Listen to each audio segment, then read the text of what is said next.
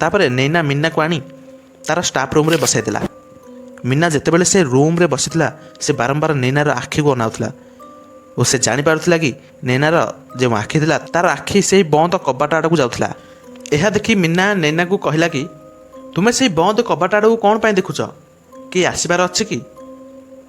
ନୈନା କହିଲା କି ନାଇଁ, ଆଜି ମୋତେ ସମସ୍ତେ ସେ କବାଟ ପାଖକୁ ଯିବାକୁ ମନା କରିଛନ୍ତି, କିନ୍ତୁ ମୋତେ ଏବେ ଏମିତି ଲାଗୁଛି କି ଆମ ଆଖପାଖରେ ତ ଏବେ କେହି ବି ନାହାନ୍ତି, ତ ଆମକୁ ସେ କବାଟ ଖୋଲି ଦେଖିବା ଆବଶ୍ୟକ।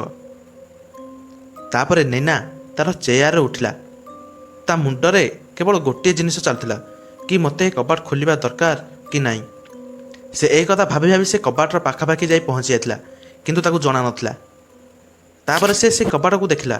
ସେ ଦେଖିଲା କି ସେ କବାଟରେ ଗୋଟିଏ ବଡ଼ ତାଲା ଲଗାଯାଇଛି ଓ ସେଥିରେ କିଛି ନାଲି କପଡ଼ାର କିଛି ବନ୍ଧା ଯାଇଛି।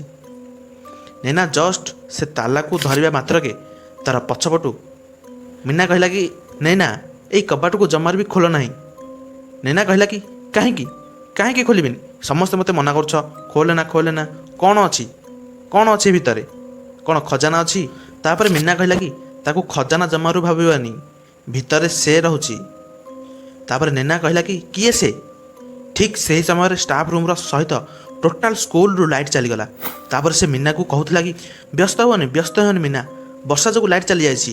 ଏହା କହି ନୈନା ତାର ପାଖାପାଖି ଦେଖିଲା, କିନ୍ତୁ ମିନା ସେଠାରେ ନଥିଲା, ଯିଏକି ନୈନାର ଆଗରେ ଛିଡ଼ା ହୋଇଥିଲା। କିନ୍ତୁ ହଠାତ୍ ଏବେ ସେ ସେଠାରେ ନାହିଁ, କୁଆଡ଼େ ଚାଲିଗଲା? ନୈନା ଜୋର ଜୋରରେ ମିନାକୁ ଚିଲ୍ଲାଇ ଡାକିଲା, କିନ୍ତୁ କେଉଁଆଡ଼ୁ କିଛି ବି ଉତ୍ତର ପାଇନଥିଲା, ଯେମିତିକି ମିନା ସେଠାରେ ହିଁ ନଥିଲା। ତାପରେ ନୈନା କହିଲା କି